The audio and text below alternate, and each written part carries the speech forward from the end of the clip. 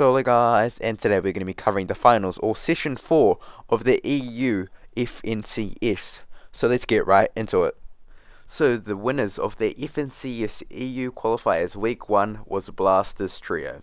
This trio was so consistent and won with no victory royales. Their average placement was 8th place and their average eliminations was 6. Now eliminations are so key in finals or the 4th session of FNCS. This is because they are worth 2 points instead of the normal 1. And obviously if you wipe out a full trio, instead of getting 3 points, you get 6 points. How Blasters Trio got all their kills is that they never went for height and just sat either mid ground or low ground.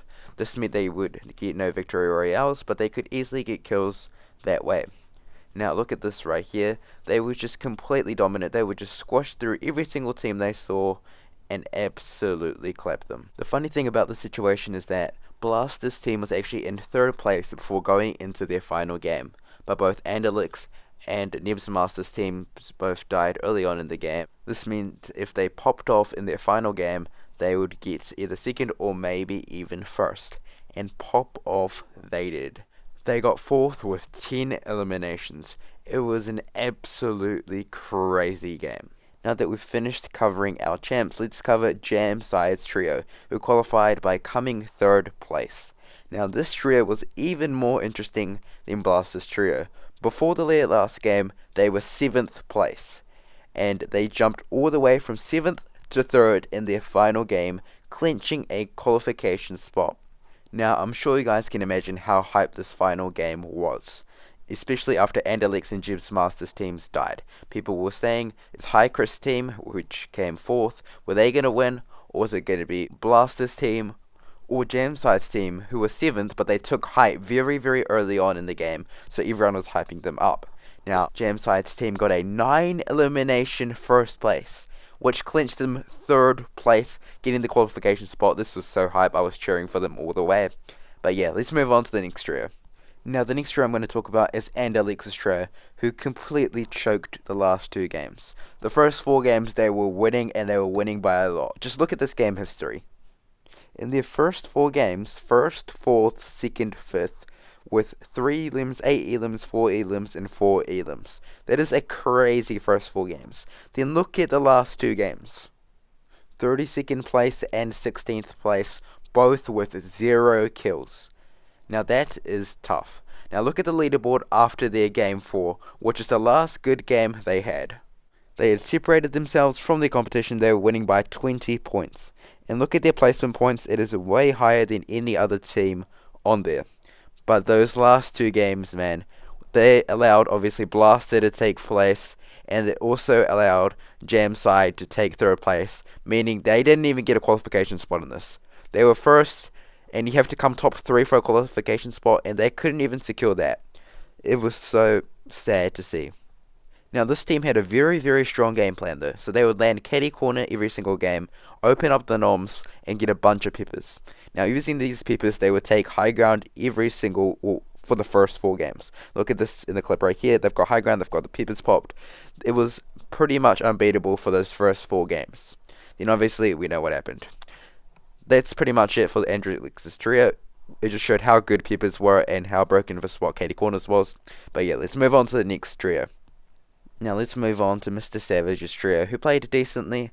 They didn't qualify, but again, they were very, very good. They came in at 6th place, which isn't bad, since they were 9th place going into the last game. Their problem was a lack of good placements. They couldn't get placement consistently. They got 16th place, 20th place, 25th place. Obviously, they had some good placements as well, like 4th, but they just couldn't be consistent. Now they got a consistently good amount of kills though, average of about 4. They got a 9 elimination game, 5 elimination game, 7 elimination game. They could get their kills, but they couldn't get good placement. They would always sit around the mid ground, get a couple kills, but die during maybe 7th zone, 6th zone. Yeah, they couldn't really place consistently, which was their big, big problem. But I'm sure they will qualify next week or the week after, or maybe even on consistency points. I feel like this trio is going to work out perfectly fine, so yeah. The final trio I'm going to talk about, Benji Fish's trio. They struggled mightily. They came 27th.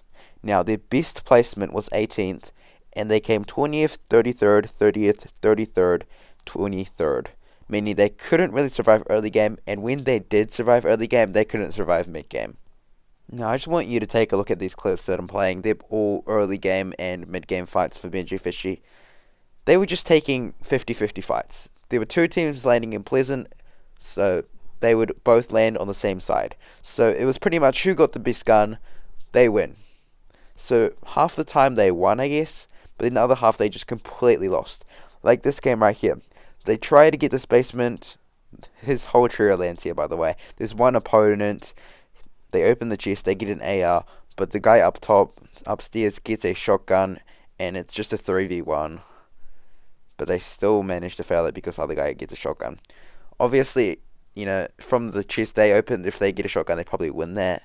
But again, if you're taking those 50-50 fights so early on without letting up, it's obviously it's not even about who's the better player, it's about who's the luckier player. And this mid-game fight is just unlucky, they just get third-partied. This is really what happened in the whole tournament. It's pretty boring, I guess. But I am sure they played so well in the third qualifiers that I'm pretty sure they will just step their game up next week and honestly qualify, maybe. I know this trio has it in them. This is just an unlucky week. They might even change the drops, which I recommend they do. I don't really like the whole idea of 50-50 people. So yeah, that concludes the whole video. If you want to check out every placement, I've got the leaderboard rolling right now. So this is what every single team came in. I'm going to post a NA East video later on in the day. So if you want to check that out, please check that out. But thank you guys for watching the whole video, and peace out.